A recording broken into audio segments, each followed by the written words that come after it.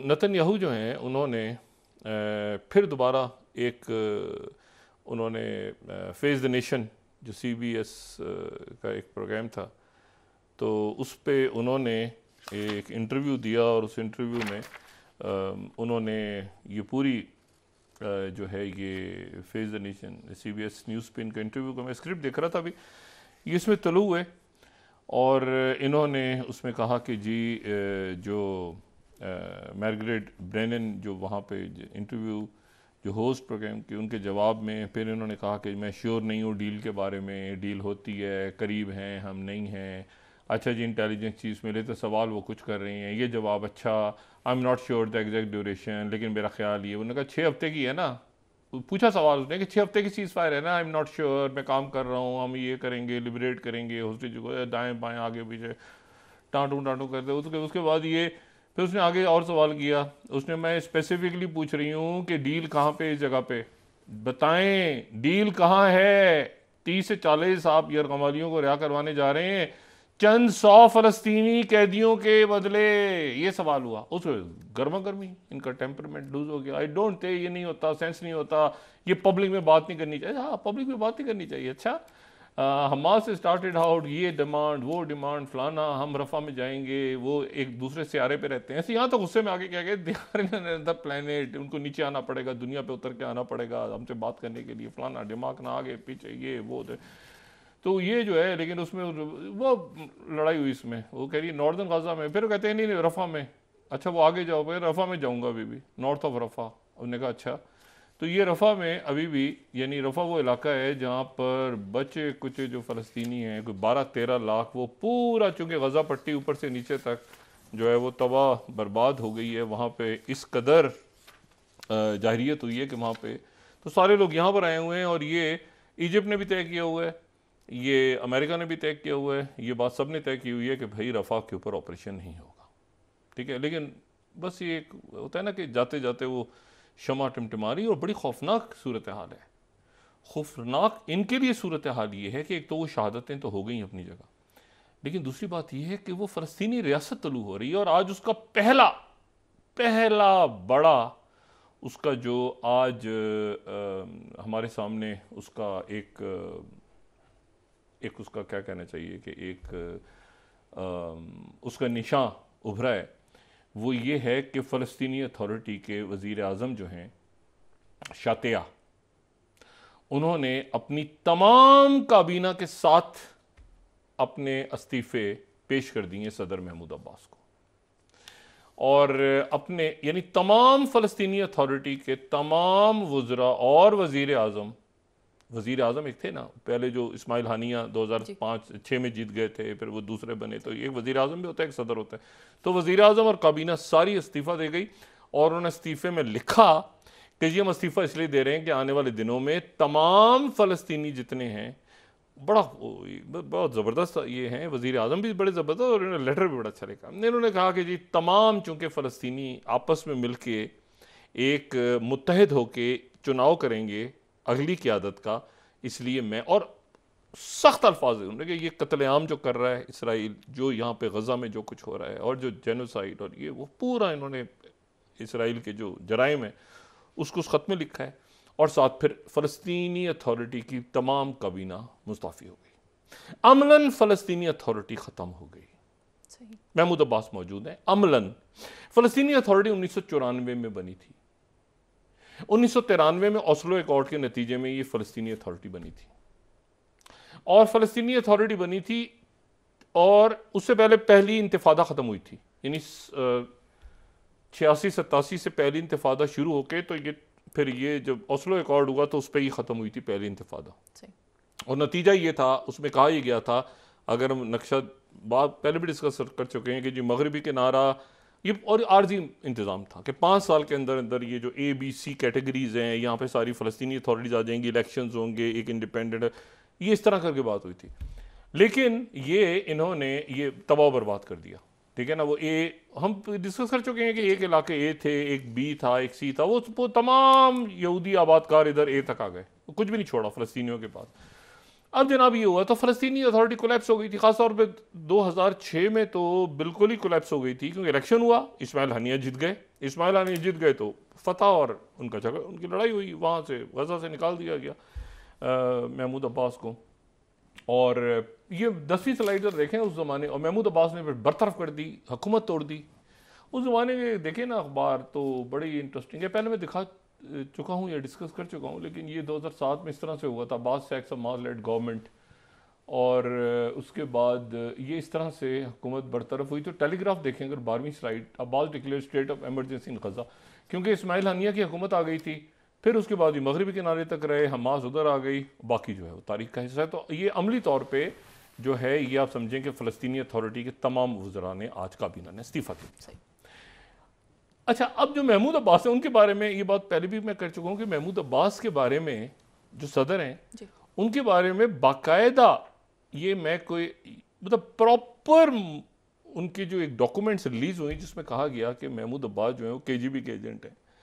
और ये बात मैं पहले भी डिस्कस कर चुका हूँ। लेकिन ये है कि 2016 में डॉक्यूमेंट्स आए पूरे, ये बीबीसी को हम कोट कर देते हैं यहाँ पे, ये सारे अखबार हैं 2016 के, लेकिन मैं इसको पहले भी दिखा चुका हूँ, जिन्हें पढ़ना बड़ी इंटरेस्टिंग है कि ये वहाँ पे जो पढ़ते थे तो ये महमूद अब्बास को केजीबी ने हायर कर लिया 70-80 की दिहाई में। यासिर अरफात मरूम को भी हायर करने की कोशिश की, लेकिन यासिर अरफात जो हैं वो उनको उन पर ज़्यादा ट्रस्ट नहीं था, क्योंकि यासिर अरफात का तो उन्होंने कहा फिर महमूद अब्बास जो है अबू माजिन उनको 70 की दिहाई, तो बड़े ये प्रॉपर पेपर्स किताबें छपी हुई हैं कि केजीबी के एजेंट था। अच्छा, ये मैं इसलिए कह रहा हूँ कि अब क्या होगा कि ये जो है ये जब सीरिया में रहते थे और ये वो सारा,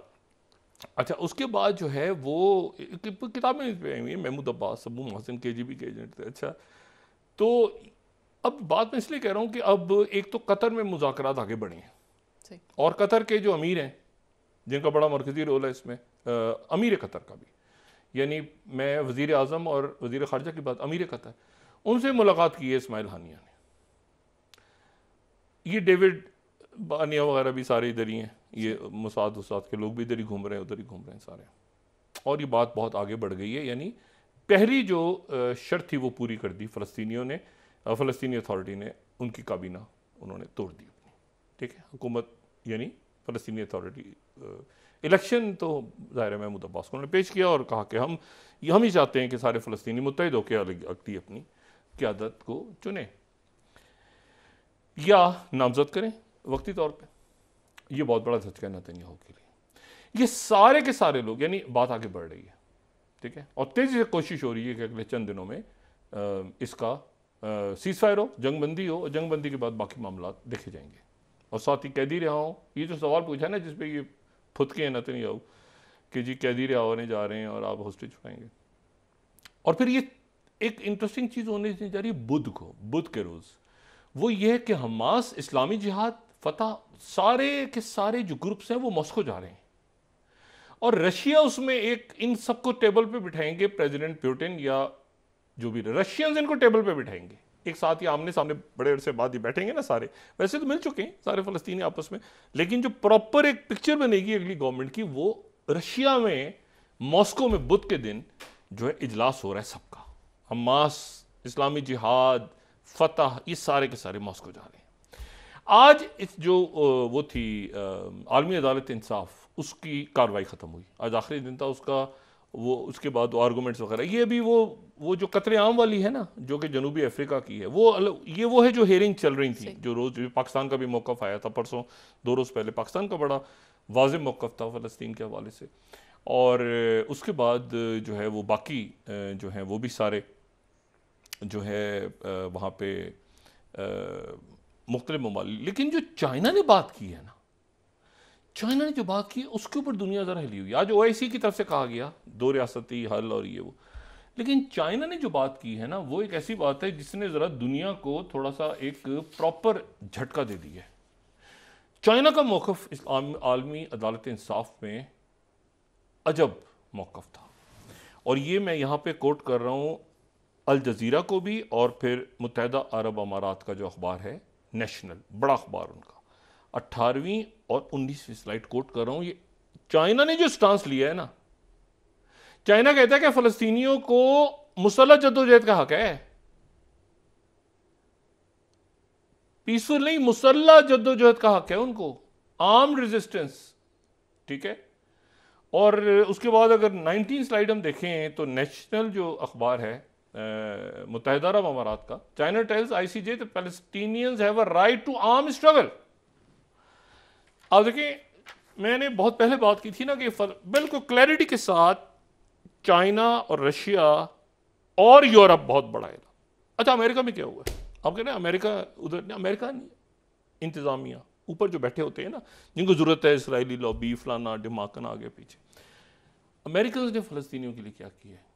आप ज़रा अंदाज़ा लगाएं, जो मैं अगली खबर आपको बताने लगा हूँ। ये हैं जनाब, इनका नाम है, ये हैं एक अमेरिकन एयरफोर्स के एक्टिव मेंबर, यानी ऑन ड्यूटी, और इनका नाम है एरॉन बुशनेल। एरॉन बुशनेल जो हैं वो, इनकी उम्र 25 साल, और ये पायलट एयरफोर्स के। ये जनाब पहुंचे पेंटागन के सामने और इन्होंने फ़लस्तीन जिंदाबाद, आज़ादी जिंदाबाद के नारे लगाते हुए खुद को आग लगा ली, पेंटागन के सामने अमेरिका में। उसके बाद इनको ले जाया गया, फ़लस्तीन का झंडा हाथ में, और जनाब आग लगाई अपने आप को, और फ़लस्तीन जिंदाबाद के नारे लगाते हुए